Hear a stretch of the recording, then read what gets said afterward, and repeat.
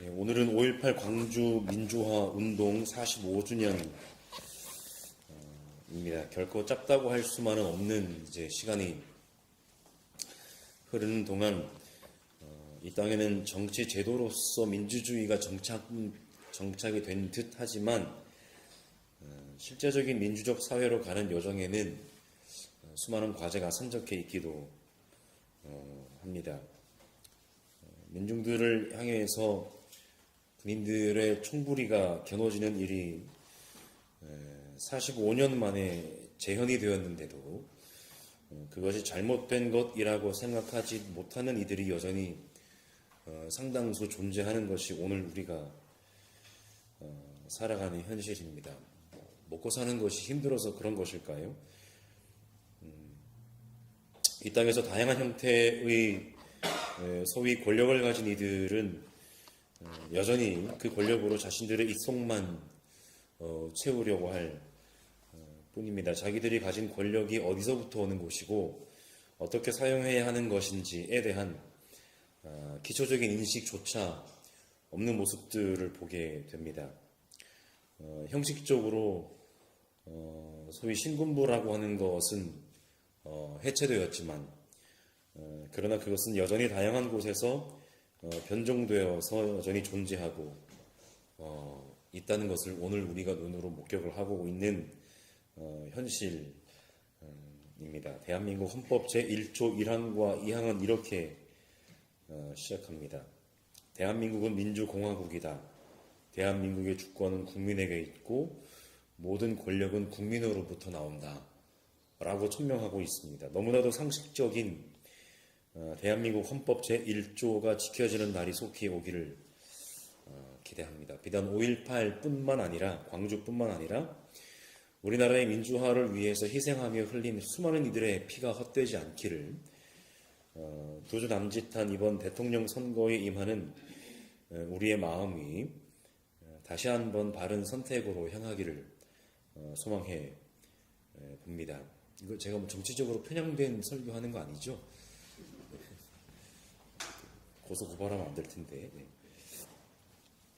계속해서 바울의 편지 갈라디아서를 함께 살펴보고 있는데요. 오늘 본문은 이제 예루살렘 회의라고 불리는 모임에 대한 회상 장면입니다. 우리 성경에도 이제 소제목에 예루살렘 회의라고 아마 달려 있을 텐데요. 이제 초기 교회 역사에서 이 회의, 소위 예루살렘 회의라고 불리는 이 회의는 상당히 중요한 역할을 했던 것 같습니다. 단순히 어떤 바울의 사역을 인정해 주었다는 이유에서가 아니라 하나님의 구원이 은혜로 주어진다는 것을 확인한 회의였기 때문입니다. 오늘 본문에서 바울이 회상하는 회의, 예루살렘 회의가 정확히 어느 때에 있었던 것인지 크게 한 두 가지 정도를 이제 또 학자들은 이야기를 하는데 다양한 추측들이 있는데요. 이제 다만 저는 사도행전 15장에 나온 그 회의를 가리키는 것으로 전제하고 말씀을 드리도록 하겠습니다. 이것이 이제 갈라디아서 이제 처음 시작할 때 갈라디아서가 이 갈라디아 이제 속주 가운데 남부에 있는 지역의 교회들을 가리키는 것이냐, 아니면 북부 지역에 있는 이제 일단의 공동체들을 가리키는 것이냐 하는 것과 함께 맞물려서 이제 갈라디아서를 바울이 쓴 시기가 그럼 언제냐 이런 것들과 이제 연관이 있는 것입니다. 이제 그 정도의 관련이 있다는 것이고요. 뭐 사실은 어느 때를 가리키는 것인지는 뭐 그렇게 갈라디아서 전체를 읽어내려가는데 아주 뭐 결정적인 영향을 주는 것은 아니기 때문에요. 오늘 본문에서 바울이 회상하고 있는 그 예루살렘 회의는 사도행전 15장에 나온 사건을 이제 가리킨다라고 일단 전제를 하고, 사도행전 15장에 따르면 이제 바울과 바나바가 함께 목회를 하던 곳이 안디옥이었습니다. 그 직전에 이제 안디옥이었습니다. 그 안디옥에 유대에서 내려온 몇몇 사람이 할례를 받아야 구원을 얻을 수 있다라고 가르쳤다라고 사도행전은 이야기합니다. 여기서 할례를 받아야 한다는 말은 무엇이냐면 곧 민족적인 의미에서 유대인이 되어야 한다라는 것이죠.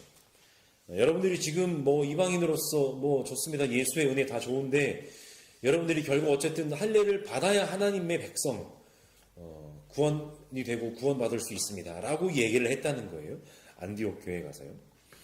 하지만 바울과 바나바를 비롯한 안디옥 교회 구성원들은 아마 상당수가 대부분이 이방인들이었을 것이기 때문에 안디옥 교회 구성원들은 그들의 가르침을 받아들일 수가 없었고 예루살렘을 방문해서 이제 그 문제를 해결하고자 했다는 것이죠. 하지만 예루살렘 교회 가운데 바리새파였던 이들 역시 이제 예루살렘에 이제 갔을 때요. 바울과 바나바를 비롯한 사람들이 예루살렘 교회 갔을 때 그곳에 있던 이전에 바리새파였던 사람들 역시 이방 사람들에게 할례를 행하고 모세의 율법을 지키도록 해야 된다라고 하는 것을 그렇게 요구를 했습니다. 이제 수많은 토론과 논쟁이 오고 갔겠죠. 그러니까 교회가 문제를 해결하는 데에는 물론 함께 기도하고 아무런 이제 잡음 없이 모두가 한마음 한뜻이 되는 것도 좋지만 서로가 각자 또 다른 생각이 있을 때는 서로 마음을 열어놓고 터놓고 함께 토론하고 논쟁하는 과정도 분명히 필요한 작업입니다. 사실 기도해보고 결정하자고 얘기하는 사람들 가운데 대다수는 누군가와 이야기를 하고 자기의 생각을 양보하지 못하는 사람들이 참 많은 것을 오늘 우리는 보게 됩니다. 기도하고 생각한 결정은 결국 자기 생각인 거예요. 어쨌든 그렇게 토론과 논쟁이 이제 오고 갔는데 그 논쟁 끝에 이제 소위 이제 예수의 으뜸 제자 초대교회의 정말 중요한 지도자였던 베드로가 이제 말을 이어갔는데 그의 결론은 이렇습니다. 하나님은 오직 주 예수의 은혜로 유대인도 이방인도 차별 없이 구원하신다는 것이죠. 할례를 받든지 받지 않든지 여타 어떤 율법에 따른 소위 유대인으로서의 정체성을 나타내는 율법을 굳이 지키지 않아도 하나님은 오직 주 예수의 은혜로 모든 사람을 차별 없이 구원하신다라는 거였습니다. 그러니까 이방인들은 할례를 받지 않고 즉 유대인이 되지 않고 당연히 하나님의 백성이 될 수 있고 다만 하나님의 백성으로서 살아야 하는 의무를 잘 실천하면 된다라는 결론이었습니다. 오늘날 우리가 생각했을 때 너무나 당연한 결론인데 사실은 그 당시에 유대인들에게 있어서 이런 결론을 내는 과정은 그렇게 쉬운 과정은 아니었습니다. 오늘 우리도 사실은 뭐 유대인이 되기 위한 표지로서의 율법을 지켜야 되는 것과 비슷한 그런 여타 우리만의 어떤 기독교인의 어떤 정체성을 나타낼 수 있는 그냥 몇몇 어떤 우리가 생각하는 오늘날의 할례와 같은 것들이 있지 않겠습니까? 물론 중요합니다. 주일 성수, 새벽기도, 공예배에 빠짐없이 참석하는 것 이런 것들이 오늘 우리들에게도 있는데 물론 중요하지 않다는 말씀은 절대 아니고요. 다만 그것이 내가 그리스도인이 되는데 정말 결정적인 역할을 하는 것들이냐라고 하는 것은 아니다라고 하는 것이죠. 오늘 본문에서도 바울은 자신의 예루살렘 방문과 그 할례 문제가 방금 말씀드렸던 것처럼 깊이 연관이 있었던 것으로 이제 묘사하고 있다는 것을 볼 때 바울이 회상하는 그 회의가 아마 사도행전 15장에 나온 그 예루살렘 회의였을 것이다 라고 우리가 전제를 할 수 있겠습니다. 2장 1절에 보시면 바울은 이렇게 얘기를 합니다. 그 다음에 14년이 지나서 예루살렘으로 올라갔다 라고 얘기를 합니다. 여기서 그 다음에 라고 하는 구절과 14년이라고 하는 기간의 표식은 어디를 기준으로 한 시간의 흐름일까를 생각을 해볼 수가 있겠는데 우리말 번역으로는 1장 18절에 바울이 자신이 이제 예루살렘에 첫 번째 방문했을 때를 회상하면서 3년 후에 예루살렘에 처음으로 방문했다라고 얘기를 하는 것으로 보면 우리말 성경으로만 보면 그 예루살렘 방문 이후에 14년이 지나서 두 번째 예루살렘을 방문했다라고 얘기를 하는 것처럼 보입니다. 이렇게 볼 때 바울은 두 번째 예루살렘 방문 전인 시리아와 길리기아 지방에서의 생활을 약 한 14년 정도를 보냈다라고 볼 수 있겠고요. 또 다르게 볼 수 있는 방법은 바울이 첫 번째 예루살렘 방문과 두 번째 예루살렘 방문에 각각 3년과 14년이라는 기간 표시와 함께 동일한 헬라어 표현을 사용하는데, 그렇다고 한다면 이 첫 번째 예루살렘 방문과 두 번째 예루살렘 방문은 동일한 때를 기준으로 그때부터 3년, 그때부터 14년 이런 표현일 수 있겠다라고 이해를 해볼 수도 있습니다. 그 때는 바로 그가 다마스쿠스에서 소명을 받은 때라고 할 수가 있겠습니다. 그러니까 그 소명을 받은 때를 기준으로 해서 지금 바울이 계속해서 자기는 예루살렘과 거리가 먼 사도라는 것을 이야기하고 있으니까요.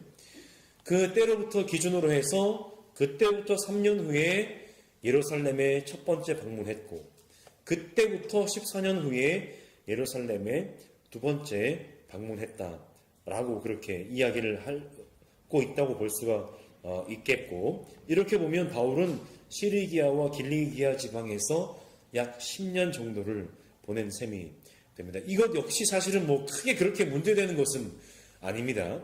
어제 일도 사실 기억이 안 나는데, 바울이 편지를 쓴 기점으로 해보면 지금 한 20여 년 전의 일을 기억을 지금 얘기를 하고 있는 거니까요.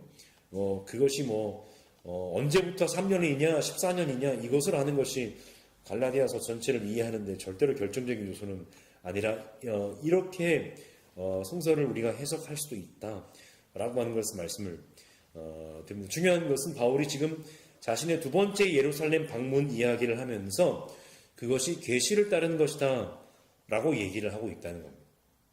오늘날 우리에게 계시하면 뭔가 남들이 가지지 못한 특별한 어떤 소위 직통으로 오는 그러한 것들을 얘기를 하는데, 물론 바울이 그의 삶에서 그렇게 부를 만한 계시가 몇 번의 경험이 있었습니다만은, 오늘 본문에서의 계시는 크게 그 방문이 하나님의 섭리 가운데 있었다라는 의미로 보면 조금 더 적절하게 읽을 수 있을 것 같습니다.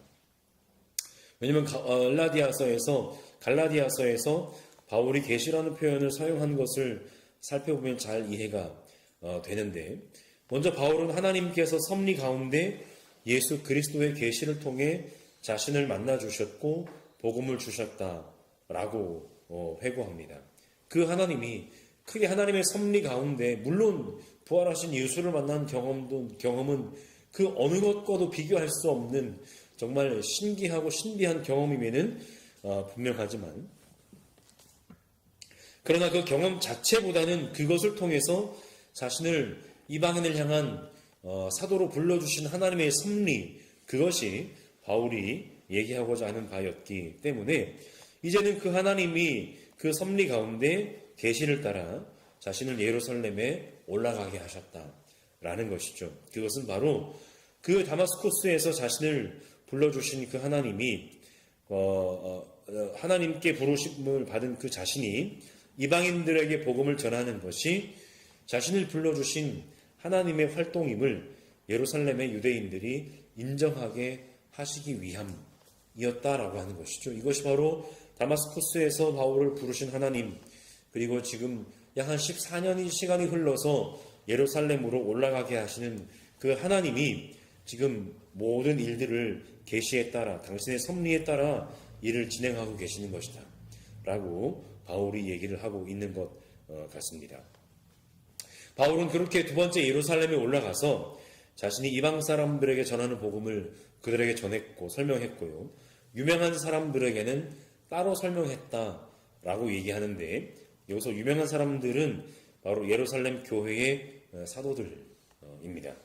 바울의 목적은 바로 지금까지 자신이 달린 일이, 첫 번째 사명의 시간부터 약 한 14년이라는 시간이 흘러온 것이니까요. 지금까지 자신이 달린 일이, 또 지금 자신이 달리고 있는 일이, 지금 안디옥 교회에서 이방인들을 대상으로 복음 사역을 하다가 지금 할례 문제 때문에 지금 뭔가 부닥치는 일이 있어서 예루살렘으로 올라온 것이기 때문에요. 지금 달리고 있는 일이 헛되지 않게 하려는 것이었습니다. 바로 그것은 이방인들에게 하나님의 은혜의 복음을 전하는 일이었습니다. 그런데 문제는 바로 할례였습니다. 서두에 말씀드렸던 것처럼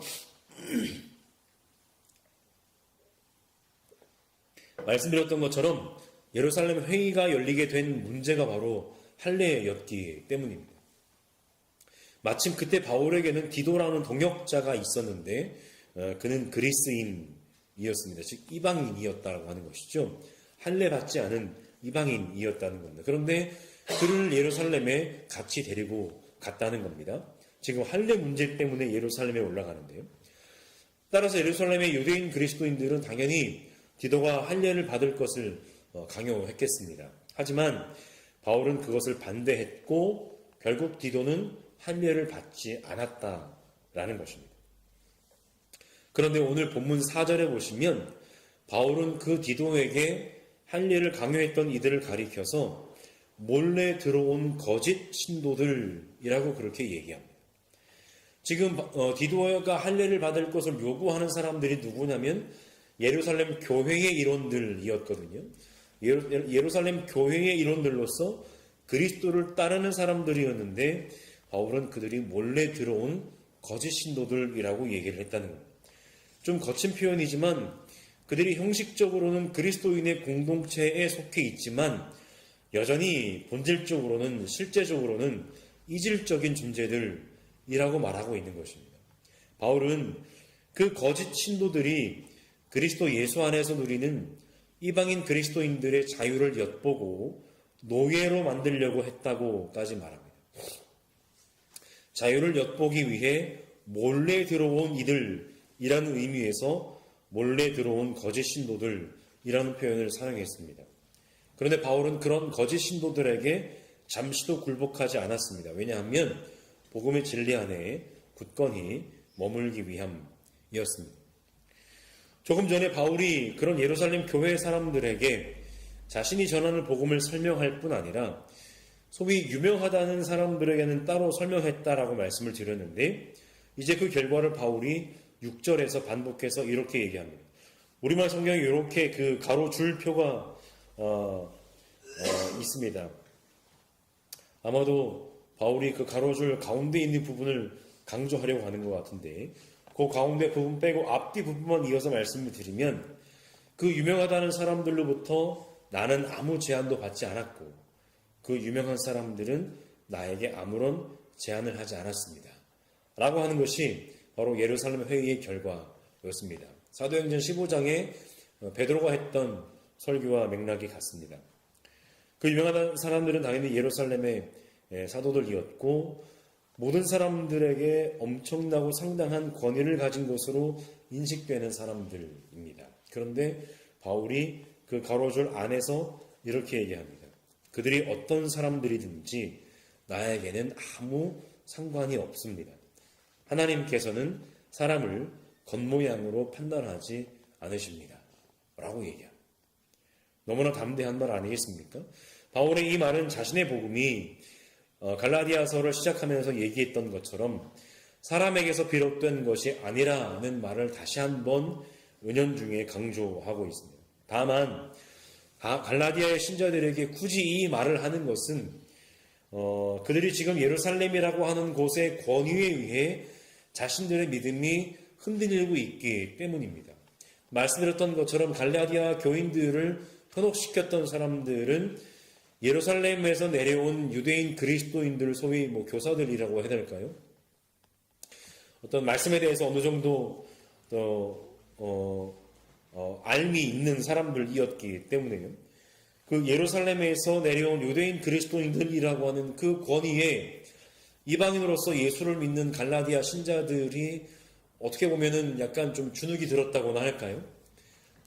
이제 그런 권위에 눌려서 지금 그들이 바울이 전한 복음에서 돌이키고 있었기 때문에 바울이 그 유명하다는 사도들의 권위를 아무것도 아니라고 얘기를 하면서도 그 사람들의 제한이 아무것도 없었다는 것, 그 사람들도 자기가 전하는 복음에 이의를 제기하지 않았다는 것, 지금 그것을 이야기하고 있기 때문입니다. 그 유명하다는 사도들도 바울의 복음에 대해서 아무런 말도 하지 않았는데 지금 여러분을 흔들고 있는 그 유대인 그리스도인 교사들이라고 하는 사람이 도대체 뭐라고 여러분들이 그렇게 흔들리고 있습니까? 라고 얘기를 하는 겁니다. 오히려 예루살렘의 사도들이 바울의 복음에 아무런 말도 하지 않았다고 하는 것을 넘어서서 바울의 이방인을 향한 그 사도직이 베드로가 갖고 있었던 유대인들을 향한 사도직과 같은 것으로 그들이 인정했다고 바울이 얘기합니다. 본문 7절과 8절인데요. 도리어 그들은 베드로가 할례받은 사람에게 복음을 전하는 일을 맡은 것과 같이 내가 할례받지 않은 사람에게 복음을 전하는 일을 맡은 것을 알게 되었습니다. 그들은 베드로에게는 할례받은 사람에게 복음을 전하게 하시려고 사도직을 주신 분이 나에게는 할례받지 않은 사람에게 복음을 전하게 하시려고 사도직을 주셨다는 것을 깨달았습니다. 그러니까 지금 바울이 7절에서는 베드로와 바울의 사도직이 같다고 말할 뿐만 아니라 8절에서는 베드로와 바울 그 두 사람에게 같은 사도직을 주신 분이 바로 같은 하나님이심을 이야기하면서 더 강조하고 있다는 것이죠. 그래서 예루살렘 교회의 기둥인 야고보와 게바와 요한은 하나님이 주신 은혜를 인정하고 바울과 바나바에게 친교의 약수를 건넸다는 겁니다. 그렇게 바울과 바나바는 이방 사람에게로 가고 그들은 할례받은 사람에게로 가기로 협의했다는 겁니다. 그러니까 지금 바울이 갈라디아 교회에게 내가 여러분들에게 전하는 이 복음은 물론 근원적으로는 하나님의 복음이지만 좀 그래도 상식적으로 얘기하자면 예루살렘 교회와 협의가 된 복음인데 왜 여러분들은 그곳에서 내려왔다고 하는 좀 짬도 안 되는 예루살렘 교회 사도들이 내려온 것도 아니고 짬도 안 되는 사람들이 내려와서 전하는 다른 복음에 그렇게 현혹되었습니까? 라고 바울이 그렇게 얘기를 하는 겁니다. 그렇게 그들이 하나님의 은혜 안에서 유대인과 이방인을 향한 복음의 전파의 길을 인정하고 확인한 후 예루살렘 교회가 바울 일행에게 바란 것 하나가 있다고 바울이 얘기합니다. 바로 가난한 사람을 기억해 달라라는 것이죠. 그들이 말한 가난한 사람, 예루살렘 교회의 지도자들이 말한 가난한 사람은 바로 예루살렘 교회 공동체의 구성원들을 가리키고 아마도 정기적인 물질적인 후원을 안디옥 교회에 요청했던 것 같습니다. 지금 바울과 바나바가 안디옥 교회에서 예루살렘으로 올라와서 예루살렘 회의를 했기 때문이에요. 그래서 조금 더 이제 사도행전 15장보다 앞선 사도행전 11장에 보시면 바울이 또 예루살렘을 방문했던 이야기가 한 대목이 등장하는데 당시에 세계에 큰 기근이 들었을 때 안디옥 교회가 예루살렘 교회의 신도들에게 구제금을 보낸 이야기가 나옵니다. 그때 안디옥 교회 측에서 파견된 사람이 바나바와 사울, 즉 바울이었습니다. 안디옥 교회와 예루살렘 교회는 그런 경제적 도움의 손길을 통해 하나가 되고 연합할 수 있었던 것을 한번 이미 경험을 했었습니다.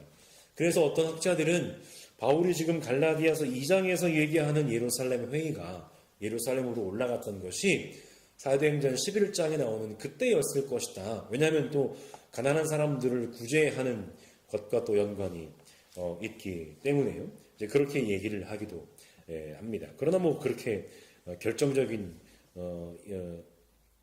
요소는 아니고요. 그러나 비단 안디옥 교회에서뿐만이 아니라 이후에 계속되는 활동을 통해서도 바울은 계속되는 전도 여행을 통해 예루살렘의 성도들을 돕기 위한 연보에도 힘쓰도록 자신이 복음을 전한 공동체들마다 독려하기도 했는데 로마서 15장 25절과 26절에서 바울이 이렇게 얘기합니다. 지금 나는 성도들을 돕는 일로 예루살렘에 갑니다. 마케도니아와 아가야 사람들이 기쁜 마음으로 예루살렘에 사는 성도들 가운데 가난한 사람들에게 보낼 구제금을 마련하였기 때문입니다. 라고 그렇게 얘기를 하고 있습니다. 결론을 맺겠습니다. 오늘 본문에서 바울은 계속해서 갈라디아 교인들에게 자신의 사도직, 자신이 전한 복음이 하나님께서 주신 복음임을 이야기하고 있습니다. 갈라디아서에 따르면 두 번째 예루살렘 방문을 통해 바울은 결정적으로 자신의 복음과 자신의 사도직에 대해 예루살렘 교회의 사도들에게 인정받고 확인을 받습니다. 그 과정에서 자신의 동역자인 디도가 할례를 받지 않았다는 것을 바울은 오늘 본문에서 강조해서 이야기합니다. 할례 문제 때문에 생겼던 그 예루살렘 회의에 올라가서도 나는 내 동역자 디도에게 할례를 받게 하지 않았다라고 하는 것입니다. 이것은 지금 갈라디아 교인들이 예루살렘에서 내려왔다고 하는 일단의 유대인 그리스도인들 그 교사들의 가르침 때문에 그 할례 문제 때문에 아마 그 사람들이 할례를 받아야 된다고 얘기를 했을 겁니다. 그 문제 때문에 복음으로부터 떠나고 있다라고 하는 상황을 추측하게 합니다.